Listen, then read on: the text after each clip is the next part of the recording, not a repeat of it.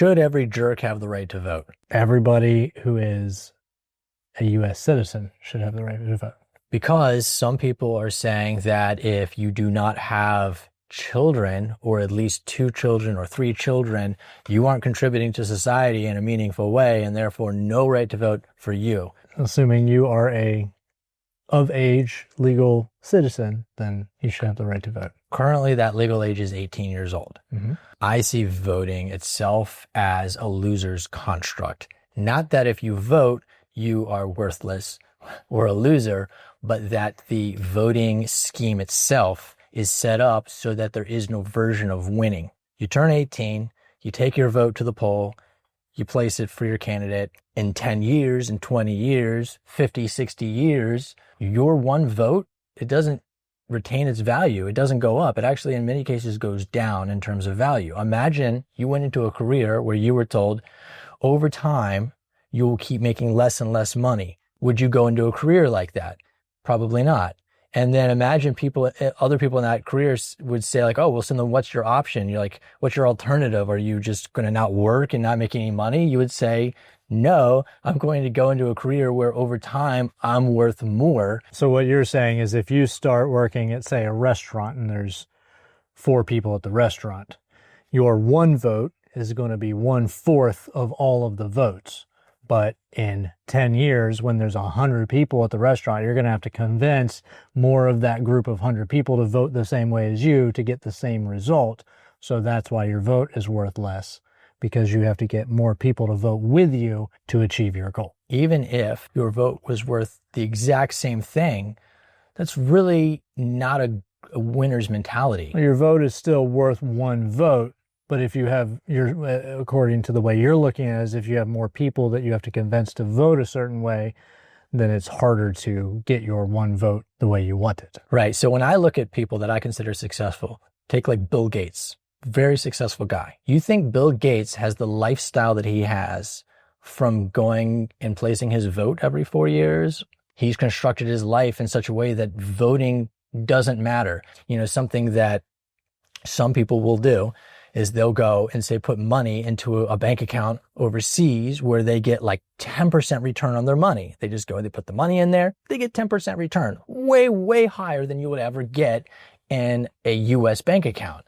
And so every month they're winning. And it's like, well, which would you rather? Would you rather do things where you get to consistently win, where you structure your life and you just see what the reality of a situation is, and you structure your life based on making that work for you over time, you're just consistently winning more and more and more, as opposed to other people where they have to wait 4 years to see if they can get a win. So what you're trying to say is you're advocating for looking at things in a long-term point of view, not in a 4-year point of view where if, say, your candidate doesn't win, you feel like all hope is lost, but look at it in a long term projection kind of point of view, so you kind of see the bigger picture and you're like, okay, so just because I didn't win or my candidate didn't win this year, over time, this is kind of what we're working with.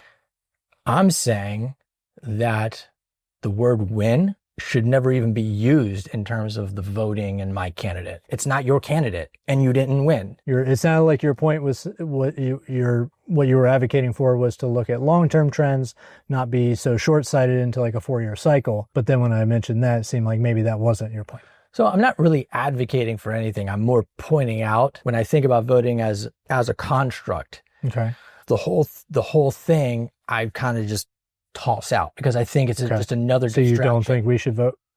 I'm not saying that you shouldn't. I'm not saying you shouldn't vote. If you like voting and you get some pleasure out of it, I mean, go for it. What I'm saying is that it is not something where you win. And I am really into like winning and making my life progressively better. How would you advocate for picking the president of the country without the voting then? I'm saying it doesn't matter. Your life isn't better or worse. I would tend to agree that both parties are a lot more the same in the United States than people would give them credit for. I would say it's probably a little pessimistic to assume that starting from like mayors to governors to all the way up to president, all the people that are in the political system don't have any effect on how the country runs and, you know, how it affects your daily life, right? So I think that it does matter, but I think people in my opinion, put too much faith in a president was elected everything's going to change. The president doesn't have in themselves that much power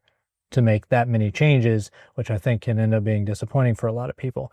But I would say your point of view, we're saying it just doesn't matter who's running the country at all or who any of that, I think is a little pessimistic, unfortunately, because I think that being hopeful and what's the term? Optimistic.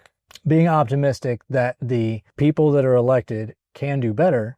That's kind of what the country is founded on. The idea is with the voting is that my life doesn't get better unless elected officials do something that's beneficial to me. And what I'm saying is that it doesn't matter because you can always work things to your advantage if you think about it from a different point of view. Instead of from the point of view is like, I need this to happen this way, you can say, it doesn't matter. Like for me, this is what I've said for a long time. Well, that I agree with. I could be successful in a capitalist country, in a communist country, in a socialist country. I would find a way to succeed in a monarchy. There's always a way to succeed. The way that you do it is by being less tied to like, this one candidate and to thinking like, oh, I got to vote and I hope they do something good for me. It's no, I'm going to do something good for myself regardless. So that I agree with you. And so if you want to say, if I believe in any kind of voting, it would be voting with my money and voting with my feet. I can go somewhere else. I can spend my money somewhere else. The US is great for making money. I think it's a horrible place for spending money. I would much rather